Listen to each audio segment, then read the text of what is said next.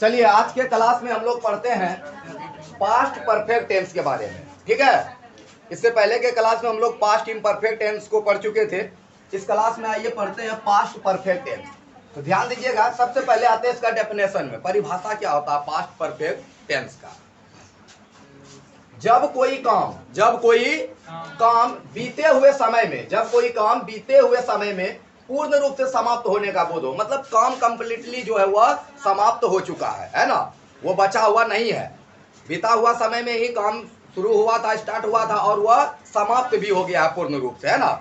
तो ऐसे टेंस को हम लोग क्या कहेंगे, पास्ट परफेक्ट टेंस कहते हैं। जब कोई काम बीते हुए समय में पूर्ण रूप से फुल्ली जो है वह समाप्त होने का बोध, उसको क्या कहेंगे, पास्ट परफेक्ट टेंस। ठीक है, अब पहचान मेन ये दो चीज है ट्रांसलेट करने के लिए, एक पहचान और दूसरा स्ट्रक्चर, फॉर्मूला इसका, है ना। पहचान कैसे समझेंगे कि ये पास्ट परफेक्ट टेंस का सेंटेंस है, समझा बात को। कैसे समझेंगे कि ये पास्ट परफेक्ट टेंस का सेंटेंस है। हिंदी वाक्य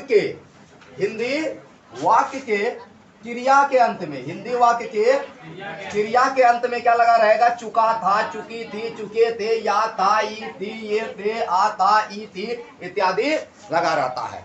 हिंदी वाक्य क्रिया होता, वर्ब के अंत में क्या लगा रहेगा, चुका था, चुकी थी, चुके थे, या था, ई थी, ये थे। ध्यान रखना, सिर्फ या ये लगा रहे तो पास्ट इंडेफिनिट टेंस हो जाएगा। अगर या था लगा रहेगा तब जाके ये पास्ट परफेक्ट टेंस होगा। समझा बात को। तो पहचान इसका ध्यान में रखना है, क्या सब, चुका था, चुकी थी, चुके थे, या था, ई थी, ये थे इत्यादि लगा रहता है। अब कंपोजिशन देखिए, फार्मूला, ये है अफर्मेटिव सेंटेंस, ये है नेगेटिव सेंटेंस, ये है इंटेरोगेटिव सेंटेंस, ये है इंटेरोगेटिव नेगेटिव सेंटेंस, ये term plus interrogative sentence, term plus interrogative negative. इसके बारे में तो बात कर चुके हैं, कौन सेंटेंस को क्या कहते हैं, है ना।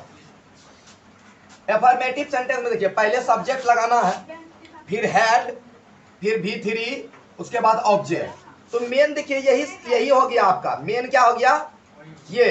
अगर नेगेटिव इंट्रोगेटिव कुछ भी होगा तो यही इतने ठो में ही चेंजिंग होगा, इधर बाद वाला में चेंजिंग नहीं करना है। नेगेटिव इंट्रोगेटिव इंट्रोगेटिव नेगेटिव कुछ भी होगा तो किस में होगा, ये वाला में, इससे बाद वाला में नहीं होगा। समझा बात को।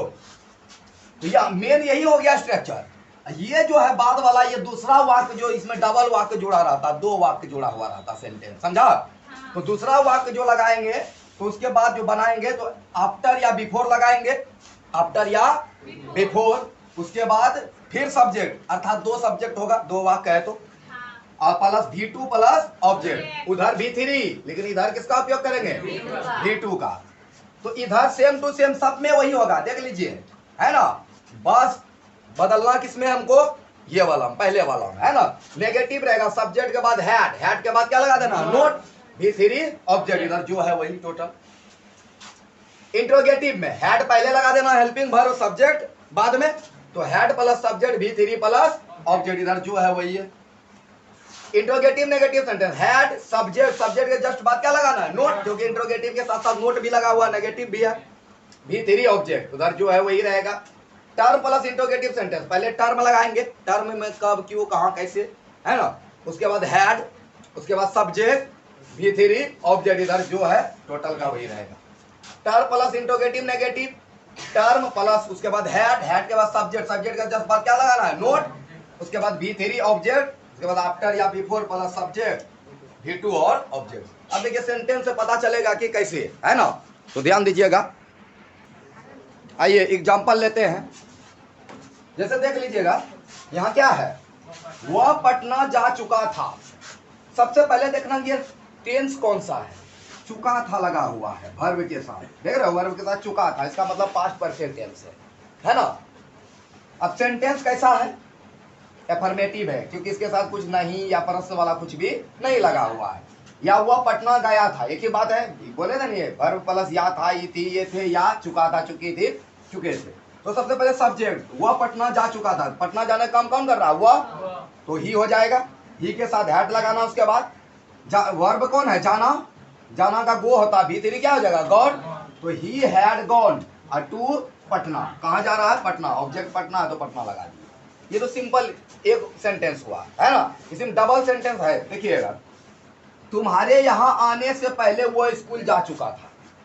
तो पहले कौन सा काम, वह स्कूल जा चुका था। सबसे पहले हमको इस सेंटेंस को बनाना है, यही मेन सेंटेंस हुआ, है ना। वह स्कूल जा चुका था, मेन सेंटेंस वही हुआ। तो ये बनाना है, जैसे यहाँ था ना वह पटना जा चुका था, वैसे है ना वह स्कूल जा चुका था।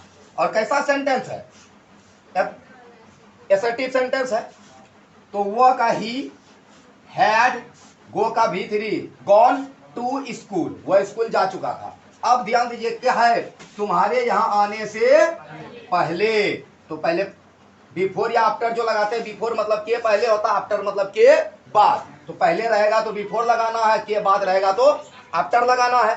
ठीक है, तो हो जाएगा यहाँ पर बिफोर। अब दूसरा वर्ब कौन है, तुम्हारे यहाँ आने से पहले। यहाँ तुम्हारे का योर नहीं लगाना है, ये सब्जेक्ट के रूप में है ना।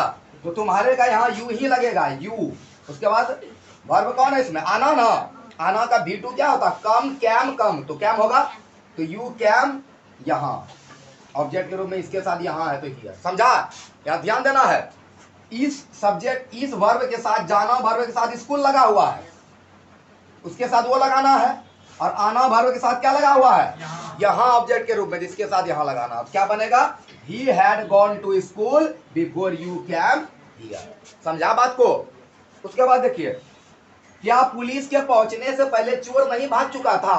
तो ये क्या बताए, इंटेरोगेटिव, नेगेटिव कुछ भी होगा तो मेने सेंटेंस में होगा ना। तो यहाँ क्या लगा हुआ है शुरू में, ये नहीं सोचना क्या पुलिस के, इसके साथ इंट्रोगेटिव नहीं यूज करना है। क्या, क्या चोर नहीं भाग चुका था, ये हुआ इसका मतलब। इसको रहने देना है अभी, है ना। क्या चोर नहीं भाग चुका था। समझा बात को। तो क्या होगा, हैड पहले लग जाएगा। हैड द थीप, सब्जेक्ट कौन है, चोर ना। हैड द थीप नोट, भागना का रन अबे होता है।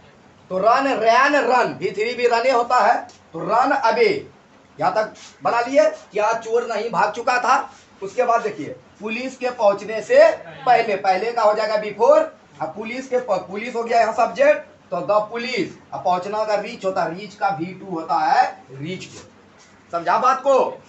तो टोटल क्या बन गया, had the thief note run away before the police reached. समझा बात को। उसके बाद है, उसके अंग्रेजी बोलने से पहले मैं आपको कैसे नहीं बुला चुका था।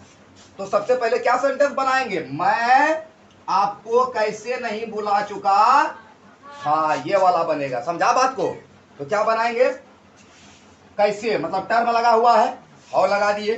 उसके बाद हैड, सब्जेक्ट कौन है, आई, है ना। उसके बाद नोट, बुलाना का क्या होता है, कॉल का V3, कॉल्ड। और किसे, आपको, आपको ऑब्जेक्ट है, यू हो जाएगा।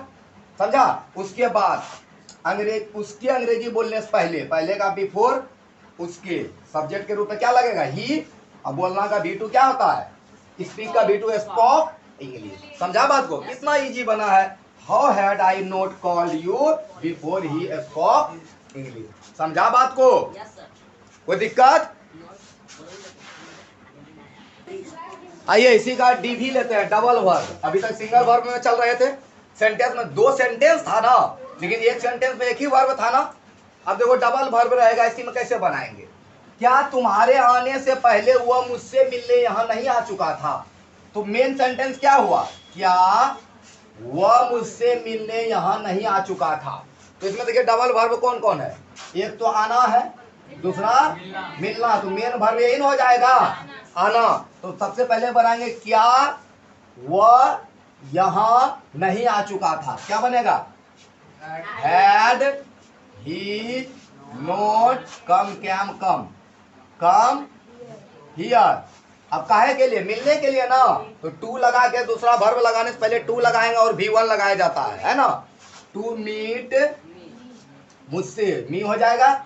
उसके बाद तुम्हारे आने से पहले, पहले का हो जाएगा बिफोर, है ना। उसके बाद तुम्हारे का यू हो जाएगा यहाँ पर सब्जेक्ट के रूप में, यू कम कैम, V2 क्या होता है, कैम। तुम्हारे आने से पहले वो मुझसे मिलना यहाँ नहीं आ चुका था। समझा, कोई दिक्कत। तो क्या बना, had he not come here to meet me before you came. समझ गए बात को। चलिए लिखिए।